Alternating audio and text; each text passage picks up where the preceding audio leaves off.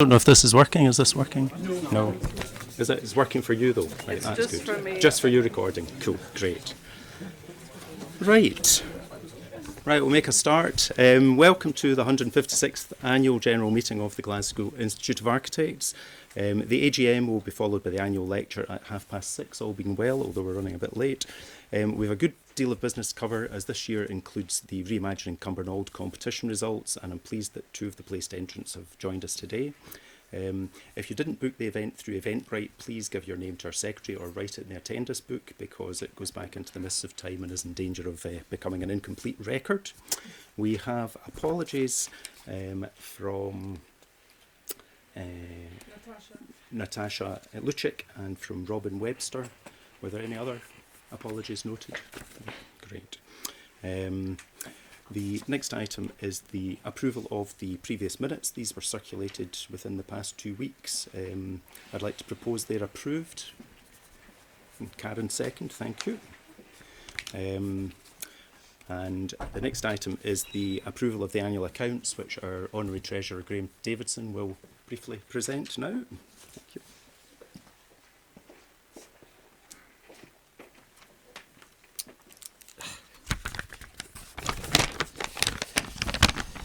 So, President, ladies and gentlemen, so my first year as Treasurer has not gone quite as smoothly as I was promised by the previous Treasurer, Brian. However, we're getting there. We've now transferred the account into the cooperative bank from the RBS, so it means that the GIA are now in the 21st century. I don't have to run about with cheques, it can all be done by bank transfer.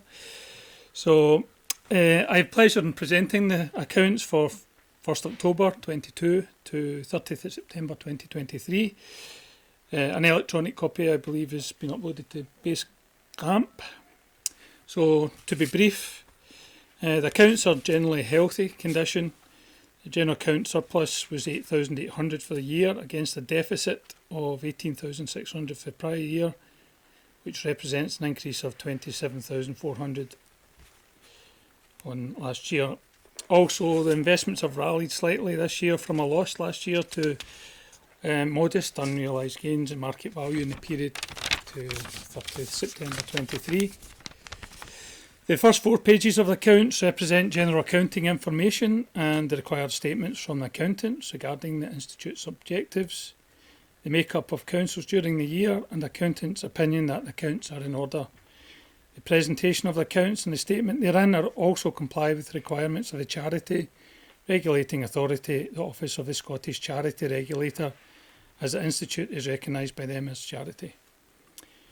In respect of our balance sheet, our general fund net assets have increased generally in line with the statement of financial activity, so a surplus of 137,616, up from 128 in the last report. And as Andrew Harden said to me earlier, we can now get a camper van.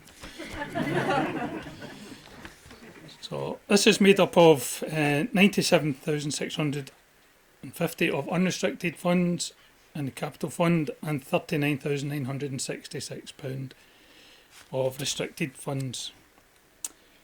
In providing further detail, the funds in the W.B. Whitty Benevolent Fund stand at 30,746. Sorry. The Alexander Thompson Travelling Studentship is at 3,416, and the Student Awards Fund is at 5,804.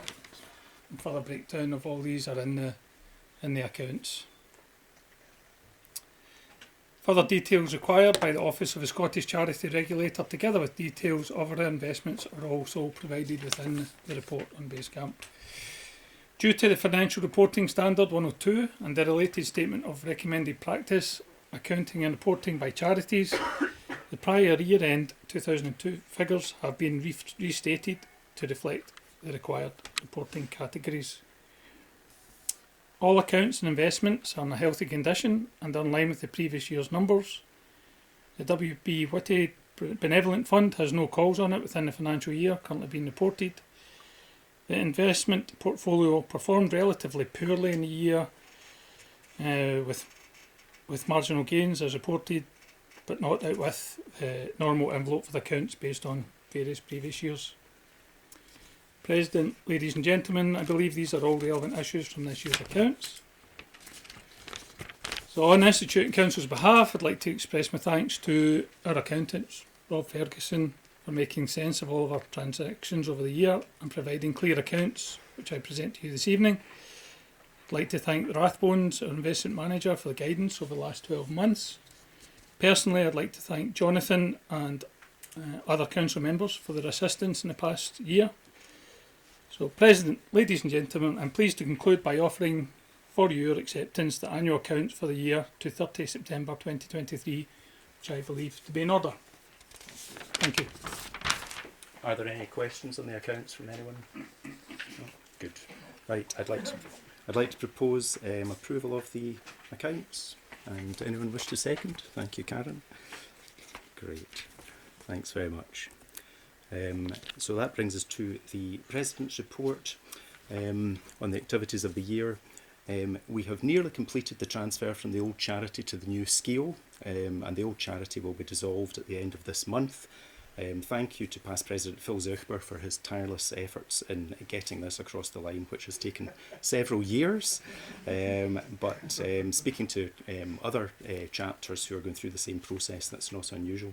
The new bank account's in place and the old account's closed, so the problems with the previous bank have been overcome and we've got modern banking facilities, as Graham says. We have 5 active committees and I have summaries of their activities over the year.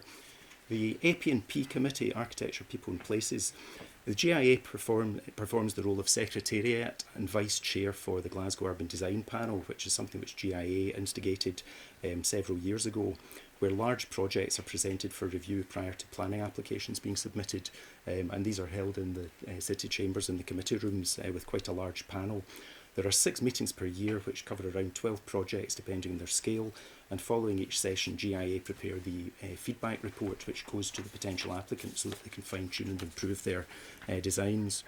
At the December 2023 annual review with GUDP, we asked planning at the council to let us know when projects are received as planning applications so we can publish the reports. Generally the reports are private because of commercial confidentiality, but once an application goes in we can then put it in the GIA website so people can see the outcomes of the activities. Participation in the GUDP is a major role for GIA, and I'd like to thank the various panel participants for their time and input, and our AP&P convener Natasha Lucic for her excellent organisation of this. Alongside the GUDP, we're also participating in the Tall Building Guide Steering Group, which is commenting the emerging guidance from planning on how potential tall buildings in Glasgow should be designed and assessed, and that's a new guide which has been in progress for several months, and we've attended meetings on that. The Sustainability Committee, our convener James Robb's been driving a series of visits to a range of buildings, landscapes and manufacturers. This included visiting Glasgow Wood, who recycle and reclaim all sorts of timber material, and they also made this year's trophies for the GIA Awards. Also visited in 2023 the Kennetech Brick Factory, Cunninger Loop, Claypits Local Nature Reserve and University of Glasgow Western Campus. The committee are also involved with the RIAS Sustainability Working Group and are promoting a carbon hub and materials reuse initiative. The Conservation Committee, the main work of the committee this year was organising the Cumbernauld competition, and we'll announce the results later in the meeting. The Conservation Committee also receives regular requests for information from all over the world. Last year we received a request to view the GIA minutes books from Marta Ilyadika, a lawyer who's carrying out a study into intellectual copyright. So these are the GIA minutes books going back into time immemorial, and Marta's reported, "While I found a number of interesting things, including engagement by the Glasgow Architectural Society with the much publicised dispute over Barry's plans for the Palace of Westminster in 1870, i.e. whether an architect or client owns architectural plans and drawings, the custom being that they belong to the former, I also, serendipitously," she is a lawyer, "found a dispute about ownership relating to David Bryce's plans for Fettes College and the Bank of Scotland building in 1877. The relevant GIA minute book discusses whether the plans belong to the client and ought to be delivered up, or whether they belong to the architect's estate. And Marta continues, this is fascinating not only because it's another example of the engagement of Glasgow architects with the vexed question of ownership of plans, but also because it demonstrates subtle differences in the position taken in this issue between the GIA and the RIBA in the late 19th century. In short, I wouldn't be able to include the story of architectural copyright in Scotland without access to chapter-specific material. And Fiona Sinclair's noted that we still have much to learn and appreciate about the sort of debates GIA members have had in the past and that we are still having. And it also highlights the importance of retaining archives. The Education Committee, Romain Charlie took over that as convener during the last period. And they've been busy primarily in the student awards assessments and the awards event, which was very well attended, and we had talks from several students, which was good, and also a good feed. They've also been involved in trying to raise awareness of RIS and GIA with students, which is an ongoing thing where we're trying to organise various events. And we also provided support to RIS on guided walk maps for the RIS live event, although RIS pushed it back a few months, so it was too dark to do them, but we're keeping the maps for another event. The main thing for this year is the launch of the Alexander Thompson scholarship. So it's a triennial scholarship, so it falls in this year. It's going to be formally launched, and the intention is to look at the reuse of St Vincent Street Church, which has on 3 occasions in the past been listed in the World Monuments at risk, and the intention is to spark debate on the reuse of Category A listed buildings. Our Comms Committee deal with regular newsletters to members and social media, plus the GIA Design Awards and the annual awards dinner. This year we had 44 award entries, and our guest judge was Gavin Miller of Mica Architects. Gavin was also guest speaker at the awards dinner, and we had a good turnout of 128 and have booked the same venue for this November. £1,220 was raised for the dinner at the Architects Benevolent Society, and thanks to Karen for her tireless work on communications, and also to Felicity, who's stepping down from council this year. Other activities that GIA are involved in, many other initiatives, including the small practice group, representation on RIAS, providing grant funding for various activities such as the Anthropocene Architecture School, which this year included a Re-Imagining Retrofit seminar. We've also responded to the Planning Czar's call for ideas on improving the planning system, and supported the preservation of buildings like the fire-damaged air station and the restoration of Rothsay Pavilion. Please contact Comms if you're not already involved, as there are many initiatives which would benefit from the input of members. The WB Whitey Benevolent Fund is administered by GIA, and we receive hardship applications, so please be aware that that is available. On a personal note, I'm a second generation GIA president. My father Bob Potter was president in 1994 when I was only 2 years qualified, and you may recognise many of these faces, some of you. So Alan McLennan, Ian McLaren, Professor McCallum from the MAC, Andrew P.K. Wright, Councillor Pat Lally, and of course Fiona Sinclair, who was Honorary Secretary. So another one for the GIA archive while looking to the future. I've very much enjoyed my 2 years as president, and thank you for voting me into the role in 2022. We now need to elect office bearers for the coming period. As I've mentioned, Felicity Parsons stepping down, so thanks for your input to the Comms Committee and Council, Felicity. But as we've discussed, we're going to keep you involved. We have a number of posts to confirm. The main one is the election of our next president, and we have one nominee, Andrew Haddon, and I'd like to invite Andrew to address you on his aims for the presidency.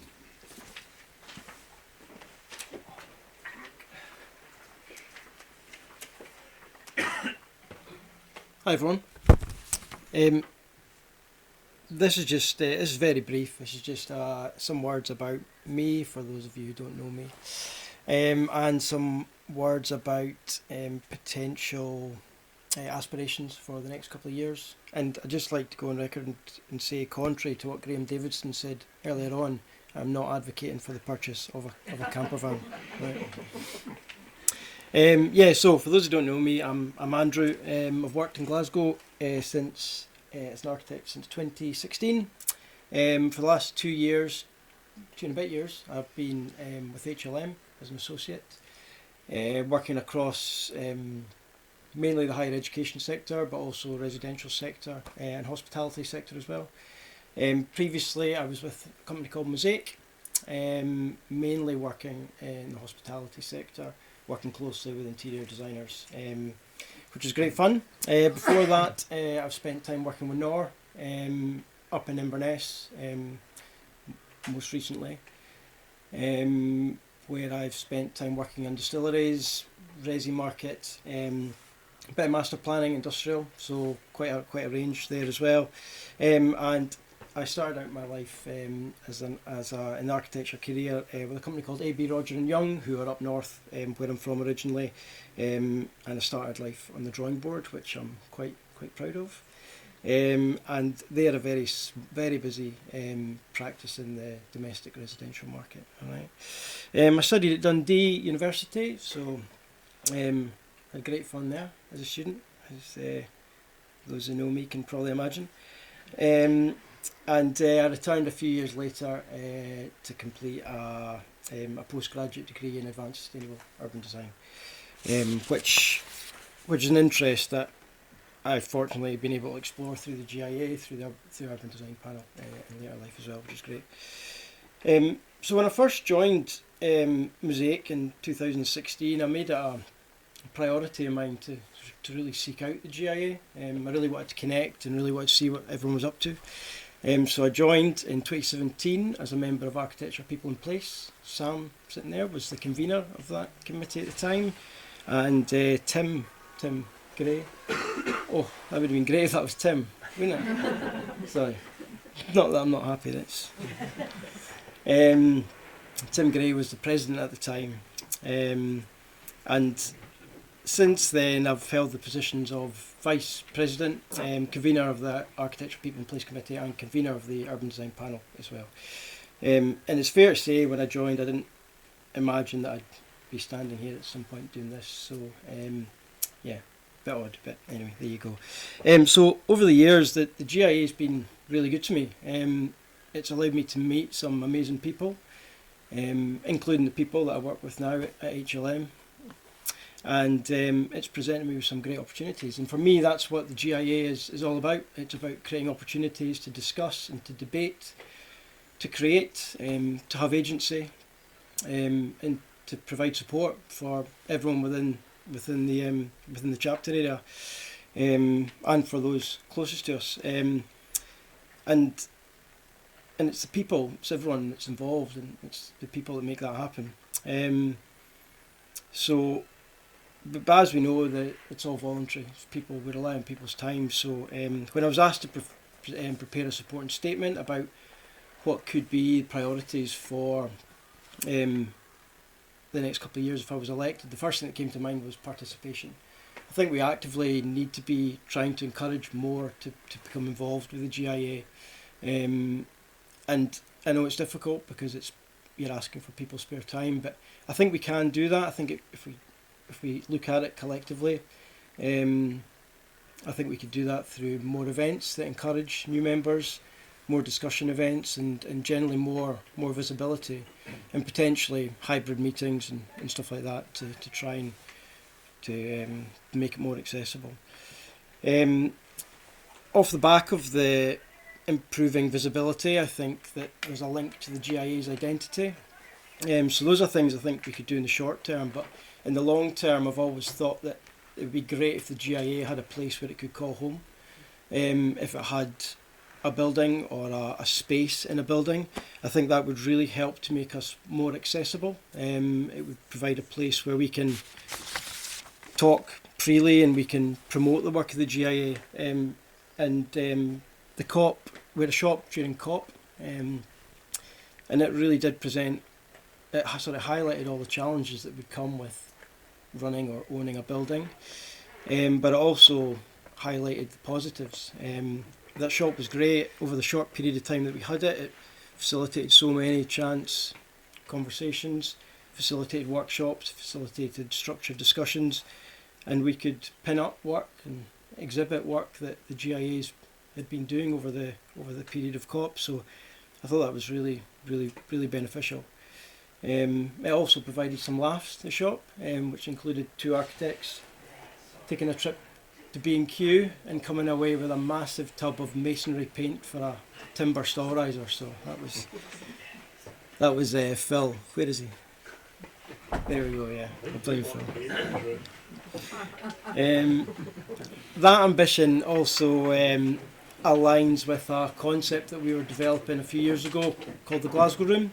So the Glasgow Room was all about trying to improve the planning experience, to provide a place in the city where we could discuss planning, we could host the urban design panel, we could host public consultation events, and we could stitch up planning policy and emerging development and really try to promote the city as a great place to invest. So perhaps there's common threads between the two and we can start a conversation around that.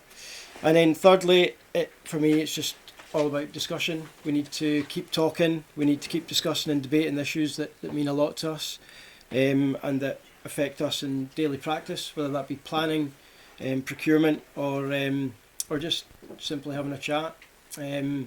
So that's me really, and that was brief, but that's participation, identity, and discussion. So those are the 3 things that I think that we could really focus on if you did give me the nod. So yeah, all right. Is that okay? Good, excellent. Thank you.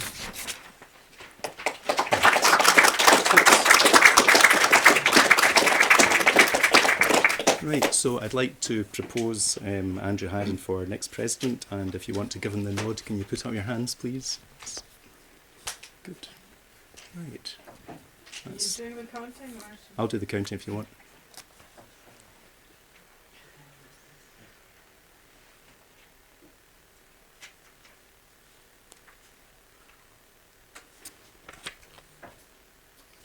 We've got at least 30 votes, so good.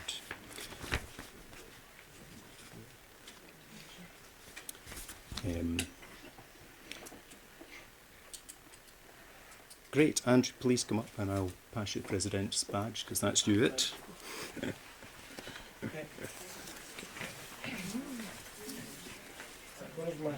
it should do. Watch your glasses. Great. Good.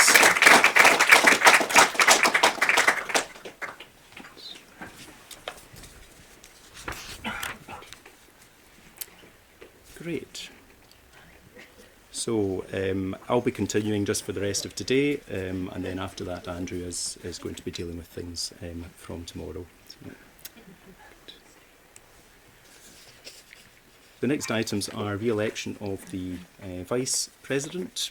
I'd like to propose Karen Kalkreuter remains as Senior Vice President. Can we have a second for that? Fiona, thank you.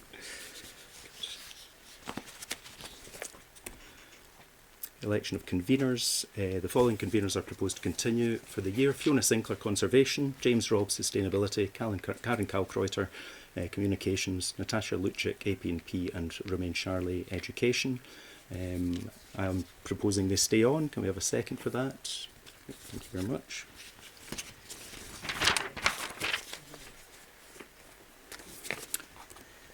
Honorary Secretary, Justine Ramage is stepping down after 2 years. Thanks for your time and effort during that, Justine. And we're proposing James Robb to be the new Honorary Secretary for the forthcoming year. I'll propose that. Do we have a second? Thanks, Karen. Good. Reappointment of the Honorary Treasurer. Graham Davidson became Honorary Treasurer a year ago, and we're proposing that he continues ad infinitum. So kind of propose it at least for the forthcoming year. Thank you. And re-election of the auditors. We're proposing that Rob Ferguson, Chartered Accountant, continues. I'll propose that. Graham, do you want to second that? Keeping the auditors, you happy with them? Yeah, great. absolutely. Great.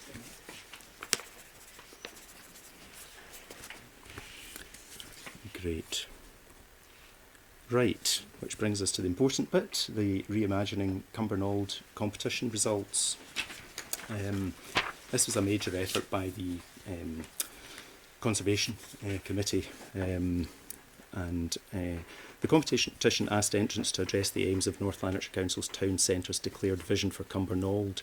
It attracted a wide range of entries, and all proposed to retain the main megastructure in recognition of Cumbernaulds' social significance as a beacon of post-war optimism, but critically our 21st century need to retain and repurpose what we have built already to save embodied carbon. The proposals highlighted ways that the building could be at the heart of a new kind of town centre, one that served the community, but also in some proposals might be an asset for Scotland and show the way for others to repurpose our 20th century estate. The entrants suggested diverse ways to reuse the town centre, from big ideas, retrofitting to become the first Grade 1 certified racetrack or a new national arts venue, to sensitive new urban design approaches that stripped back and re-inhabited the concrete structure with mixed uses, green spaces and links to the residential areas of the town. We had everything from removing the dual carriageway running through the heart of the town centre to creating a new avenue inspired by the linear design in the late 1950s. It was a difficult task for the judges to agree on the winners, and we had a super afternoon in the RIS watching the videos and having long discussions, but the turnout was that the quality of the entries was so high that the judges decided to award 2 joint winners, 1 runner-up and 2 commendations. The joint winners are Max Cooper Clark for Grasping the Nettle and Joseph Higginbotham for Race to Retrofit. We'll be asking those who are present to come up and get certificates later on. So Race to Retrofit, this was a proposal to capitalise on the centre's key location near all Scotland's main motorways and support the transition to electric vehicles. It would transform the megastructure into a generator and host for electric vehicles and a base for a new electrical transport grid, together with new STEM learning facilities, health facilities and reinvigorated local high street. This will make for a more resilient future community. The reality is it's actually a Formula 1 circuit through Cumbernauld, which was pretty good. So well done, Joseph, in that. Jointly, Max Cooper Clark, Grasping the Nettle.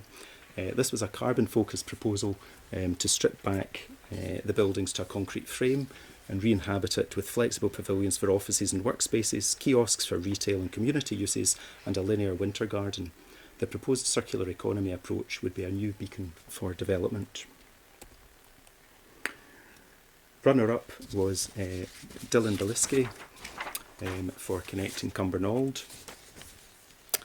This was a community-focused project that was based on the entrants' own community consultation, which attracted 300 responses. The proposals were developed from these insights and the community's aspiration for the future town centre, and it imagines their daily lives in a community-tailored approach to living in Cumbernauld. And we particularly liked that because it was very realistic in the uses that it was envisaging. We also had 2 commendations to Pam Sanderson and James Waddington. Pam Sanderson's proposal, Cumbernauld on Stage, proposed a new National Arts Centre for Scotland as an alternative to the Edinburgh Dunnard development proposal, and it proposed this as a central location for all of Scotland to access and enjoy the arts, which will bring a new related use to the town. And James Waddington's proposal, Activating the Town Centre, took a forensic design approach that built on what's already there, diverting the traffic from the town centre, creating a new linear boulevard at the existing road, repurposing retail buildings for education and other uses, and developing the grade car parks and connecting the centre of the town with improved existing and new pedestrian cycle routes. So I believe we have 2 of the winners here. So Joseph Higginbotham is here. Yes.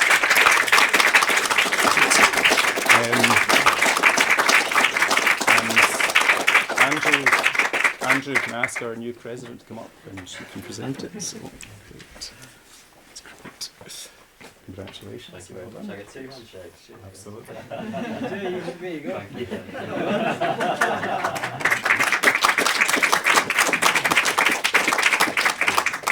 Great.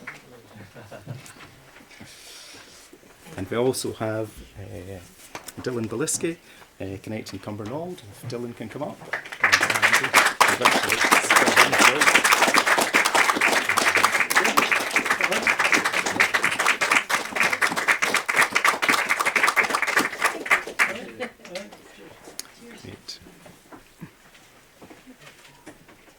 So I'd like to thank everyone that took the time to enter their proposals.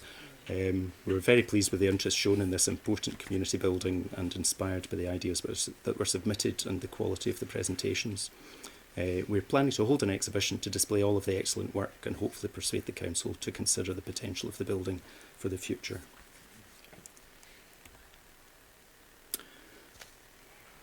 That concludes the main event. Is there any other business that anyone wants to raise? No, thank you. Date of next meeting will be a year hence, which is April 2025. Precise date to be agreed, but it will be around about the middle of the month. I'd just like to thank all of the people who've been involved with GIA and thank you all for coming. I'll invite you to join us for the annual lecture. And if you give me a moment, we missed this last year, but I need to finish with the special gavel. Yes, everyone thinks it's whiskey, but it's not. So.